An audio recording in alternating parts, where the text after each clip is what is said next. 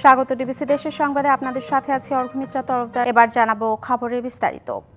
মিয়ানমারে ভূমিকম্পে ক্ষতিগ্রস্তদের জন্য তৃতীয় দফায় জরুরি ওষুধ ও ত্রাণ সামগ্রী পাঠাচ্ছে বাংলাদেশ। ১২০ টন চিকিৎসা ও প্রয়োজনীয় সামগ্রী নিয়ে মিয়ানমারের উদ্দেশ্যে সকালে চট্টগ্রাম বন্দর ত্যাগ করার কথা রয়েছে নৌবাহিনীর। প্রধান উপদেষ্টার নির্দেশনা ও সশস্ত্র বাহিনী বিভাগের পৃষ্ঠপোষকতায় নৌবাহিনী মিয়ানমারে এ ত্রাণ সহায়তা পৌঁছে দিচ্ছে। ১১ এপ্রিল মিয়ানমারের ইয়াঙ্গুন বন্দরে জাহাজটি পৌঁছানোর পর সে দেশে সরকারের প্রতিনিধি দলের কাছে ত্রাণ সামগ্রী হস্তান্তর করা হবে। ত্রাণ সামগ্রীর মধ্যে রয়েছে শুকনা খাবার, বিশুদ্ধ পানি, হাইজিন কিট, প্রয়োজনীয় ঔষধ সামগ্রী ও তাঁবু। প্রতিবেশী দেশের দুর্যোগ মোকাবেলায় এই সহায়তা দুই দেশের সম্পর্ককে আরও সুদৃঢ় করবে বলে আশা সংশ্লিষ্টদের। ত্রাণ সহায়তা নিয়ে আরও জানাতে যুক্ত হচ্ছেন সহকর্মী মাসুদুল হক। সরাসরি চলে যাচ্ছি তার কাছে। মাসুদুল, বিস্তারিত জানাবেন। এই মুহূর্তে রয়েছে আমি চট্টগ্রামের নৌবাহিনীর নেভাল জেটিতে। এখানে সমুদ্র অভিযান যে জাহাজটি দেখতে আমার পেছনে, এই জাহাজটি একটু পরেই মায়ানমার উদ্দেশ্যে চট্টগ্রাম বন্দর ত্যাগ করবে এবং একটু পরে এখানে নৌবাহিনীর প্রধান তিনি আসবেন। এখানে তিনি আসার পর এখানকার যে কার্যক্রম সেটি উদ্বোধনের পর এই জাহাজটি এখান থেকে ছেড়ে যাবে। মূলত আজকে তৃতীয় দফায় নৌবাহিনীর পক্ষ থেকে আপনার মিয়ানমারে ত্রাণ পাঠানো হচ্ছে। এর আগে গত 30শে এপ্রিল এবং গত 1 মার্চ দুই দফায় বাংলাদেশ সেনাবাহিনী এবং বিমান বাহিনীর উদ্যোগে দুই দফায় ত্রাণ পাঠানো হয়েছিল। সে সময় জরুরি ওষুধ, তাঁবু, বিভিন্ন ত্রাণ আসলে সেখানে পাঠানো হয়। মূলত আপনারা জানেন গত 28শে মার্চ মিয়ানমারে যে 7.7 শক্তিশালী ভূমিকম্প হয়, সেই ভূমিকম্পের পর মিয়ানমারে কিন্তু মানবিক বিপর্যয় ঘটে। সেখানে স্কুল, কলেজ, হাসপাতাল ভেঙে যায় এবং সেই সময় কিন্তু বাংলাদেশ সরকারের পক্ষ থেকে এই দুই দফায় কিন্তু ত্রাণ পাঠানো হয় এবং আজকে এটা সহ হচ্ছে আজকের সহ এটা পাঠানোর পর এখানে যারা আপনারা রয়েছেন তারা মনে করছেন এই ত্রাণ সহায়তার মধ্য দিয়ে উভয় দেশের মধ্যে যে সম্পর্ক সেটি আরও সুদৃঢ় হবে। যেমনটি বলছিলাম, এই মুহূর্তে আপনারা দেখছেন নেভাল জেটিতে নৌবাহিনীর যে জাহাজ সমুদ্র অভিযান, সেখানে বিভিন্ন পণ্য আপলোড করা হয়েছে। একটা বিভিন্ন ত্রাণ আপনার উঠানো হয়েছে। ত্রাণের মধ্যে রয়েছে শুকনো খাবার, পানি, কিট, তাঁবু, জরুরি ওষুধ সহ নানা সামগ্রী রয়েছে এবং এখনও এটির যে আনুষ্ঠানিকতা সেটি আরম্ভ হয়নি। আগেও জানিয়েছিলাম নৌবাহিনীর প্রধান এখানে আসবেন। আসার পর এখানে যে আনুষ্ঠানিকতা সেটি শেষ হওয়ার পর জাহাজটি চট্টগ্রাম বন্দর থেকে মিয়ানমার উদ্দেশ্যে চলে যাবে। তো এই ছিল আমার কাছে চট্টগ্রাম থেকে খবর। মাসুদুল, ধন্যবাদ আপনাকে। শ্রেণীকক্ষ সংকটে প্রতি বছর বরিশাল বিশ্ববিদ্যালয়ে বাড়ছে সেশন জট। শিক্ষার্থী বাড়লেও বাড়ছে না শ্রেণীকক্ষ সহ আবাসন ব্যবস্থা। এতে বিশ্ববিদ্যালয়ে সুযোগ পেয়েও ভর্তি হতে অনাগ্রহী অনেক শিক্ষার্থী। অবস্থার পরিবর্তনে নতুন বহুতল ভবন নির্মাণের দাবি শিক্ষার্থীদের। ২০১১ সালে প্রতিষ্ঠার পর ২০১২ সালে ৩টি বিভাগ নিয়ে একাডেমিক কার্যক্রম শুরু করে বরিশাল বিশ্ববিদ্যালয়। বর্তমানে 6টি অনুষদের অধীনে 25টি বিভাগে অধ্যয়ন করছেন প্রায় 10,000 শিক্ষার্থী। প্রতিবছর শিক্ষার্থী বাড়লেও বাড়ছে না শ্রেণীকক্ষ সহ আবাসন ব্যবস্থা। 25টি বিভাগে যেখানে 76টি প্রয়োজন, সেখানে শ্রেণীকক্ষ রয়েছে মাত্র 36টি। কোনো বিভাগের নেই নিজস্ব কোনো শ্রেণীকক্ষ। এমনকি প্রভিসি থেকে শুরু করে একাধিক শিক্ষকেরও নেই নিজস্ব কক্ষ। শুধু শিক্ষার্থীরা ভুক্তভোগী না, আমাদের শিক্ষকরাও ভুক্তভোগী। ক্লাসরুম যদি 2টা বা 3টা হতো তাহলে আমাদের জন্য খুব ভালো হতো। শ্রেণীকক্ষের সংকটের কারণে আমাদের লেখাপড়ার সমস্যা হচ্ছে। আমাদের নিয়মিত ক্লাস হয় না, ক্লাস ক্যান্সেল করে দিতে হয় আমাদের অনেক সময়। সেশন জটের আশঙ্কায় ভর্তি হতে অনাগ্রহ অনেকের। আমরা হয়তো এসে দেখছি যে আমাদের সিনিয়র ব্যাচ বা অন্য ব্যাচের ক্লাস হচ্ছে, যার কারণে হয়তো ক্লাসটা পরে ক্যান্সেল হয়ে যাচ্ছে। আমাদের বের হইলে সবাই সেশন জটের কথা বলে, একটাই কারণ আমাদের শ্রেণীকক্ষ নেই। সময় মতো বের হতে পারছেন না শিক্ষার্থীরা।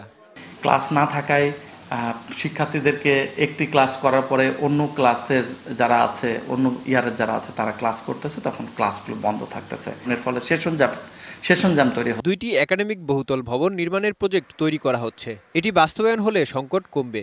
আরও অন্তত 2টো শিক্ষার জন্য একাডেমিক বিল্ডিং যদি আমরা তৈরি করতে পারি, ক্লাসের সংকট যেমন নিরসন হবে, শিক্ষকদেরও বসবার জায়গা নেই। এবং এই বিশ্ববিদ্যালয়ে শুধু ক্লাসরুমের সংকট তা নয়, শিক্ষকেরও সংকট রয়েছে। বিশ্ববিদ্যালয়টাকে চলমান রাখার জন্য আমি বিশ্বাস করি ইউজিসি এবং মন্ত্রণালয় আমাদের ব্যাপারে সদয় হবেন। একটি বিভাগের 5টি ব্যাচের জন্য একটি শ্রেণীকক্ষ। এতে নিয়মিত ক্লাস করতে না পারায় তৈরি হচ্ছে সেশন জট। DBC news desk. খুলনা বিশ্ববিদ্যালয় ক্যাম্পাস সম্প্রসারণ শিক্ষার্থী ও শিক্ষকদের দাবিতে পরিণত হয়েছে। প্রশাসনের পক্ষ থেকে বারবার উদ্যোগ নেওয়া হলেও কোনো ফলাফল পাওয়া যায়নি। বিশ্ববিদ্যালয়ে আবাসন, ক্লাসরুম ও গবেষণা কার্যক্রমের জন্য তীব্র ভূমি সংকট দেখা দিয়েছে। সমাধান চান শিক্ষার্থীসহ সবাই। 1991 সালে মাত্র 4টি ডিসিপ্লিন ও 80 জন শিক্ষার্থী নিয়ে যাত্রা শুরু করে খুলনা বিশ্ববিদ্যালয়। বর্তমানে যার আয়তন 106 একর ও শিক্ষার্থী সংখ্যা 7,000-এরও অধিক। শিক্ষার্থীদের আবাসন, ক্লাসরুম ও ল্যাবরেটরি সংকটের কারণে সম্প্রতি ভূমি অধিগ্রহণের দাবি তোলে শিক্ষার্থীরা। একই সাথে মৎস্য ভবন বিশ্ববিদ্যালয়ের অধীনে করার দাবি তাদের। ডিসিপ্লিন ওয়াইজ দেখতে গেলে যে সেখানে পর্যাপ্ত পরিমাণে স্মার্ট রুম নেই, ল্যাব রুম নেই এবং যে একটা কমন রুম দরকার সেই কমন রুমটা পর্যন্ত নেই। ভূমি সংকটের কারণে এই ইউনিভার্সিটিতে পর্যাপ্ত পরিমাণ ল্যাব তৈরি করা যাচ্ছে না। অতি দ্রুত প্রশাসনের উচিত এই সব ক্ষেত্রে একটু দেখা। মৎস্য ভবনের যে জমিটা বরাদ্দের কথা চলতেছে সেটা যদি বরাদ্দ হয় তাহলে দেখা যাচ্ছে এখানে আমাদের ছেলেদের নতুন আরও একটা বা দুইটা হল হওয়া সম্ভব এবং যেই হলে আমাদের ছেলেদের আবাসনের অনেক বড় একটা সুযোগ সৃষ্টি হবে। শিক্ষার্থীদের এই দাবির সঙ্গে একমত ছাত্র বিষয়ক পরিচালকও। খুলনা বিশ্ববিদ্যালয়ে বর্তমান প্রশাসন উদ্যোগ নিয়েছে, সবুজ পথে একটি প্রকল্প ওঠানো হয়েছে। আমরা আরও একটা আমাদের পিছনে জায়গা অধিগ্রহণের জন্য চেষ্টা চালাচ্ছি। শিক্ষার্থীদের দাবির প্রেক্ষিতে 203 একর জমি অধিগ্রহণের ফাইল মন্ত্রণালয়ে পাঠানো হয়েছে বলে জানান উপাচার্য। বিশেষ করে ভূমি সম্প্রসারণে অধিগ্রহণের জন্য আমরা একটা প্রকল্প হাতে নিয়েছি। 203 একর আমাদের উত্তর সাইডে, যেটা মৌরি আবাসিক এলাকার মাঝামাঝি যে ফাঁকা জায়গাগুলো আছে, এগুলা অধিগ্রহণের জন্য আমরা অলরেডি একটা প্রকল্প পাঠাইছি এবং বর্তমান এই সরকার এই প্রকল্পটা এডিপিতে সবুজ পাতায় তারা এটা গ্রহণ করেছে। আর পাইকগাছা কৃষি কলেজকে খুলনা বিশ্ববিদ্যালয়ের একটি ইনস্টিটিউশনে রূপান্তর করা হবে বলে জানান ট্রেজারার। পাইকগাছার সম্ভাবনা অনেক, বিশেষ করে আঞ্চলিক, প্রাকৃতিক এবং জীববৈচিত্র্যগত অবস্থানকে বিবেচনা করলে তো ওখানে খুলনা বিশ্ববিদ্যালয়ের শিক্ষা এবং গবেষণা কার্যক্রম সম্প্রসারিত হবে এবং তার প্রশাসনিক প্রক্রিয়া চলমান রয়েছে। 7,000-এরও অধিক শিক্ষার্থী নিয়ে চলমান এই বিশ্ববিদ্যালয়ে 30% আবাসন সুবিধা রয়েছে। DBC news desk. আন্তর্জাতিক বিনিয়োগ সম্মেলন উপলক্ষে বিদেশি বিনিয়োগকারীদের অর্থনৈতিক অঞ্চল পরিদর্শন করানোর মধ্য দিয়ে দেশে বিনিয়োগের নতুন দুয়ার খুলতে যাচ্ছে। প্রথমবারের মতো জাপান, কোরিয়া, যুক্তরাষ্ট্র, নেদারল্যান্ডসের 60 জনের বেশি বিনিয়োগকারীকে ঘুরে দেখানো হয়েছে চট্টগ্রামের 2 অর্থনৈতিক অঞ্চল।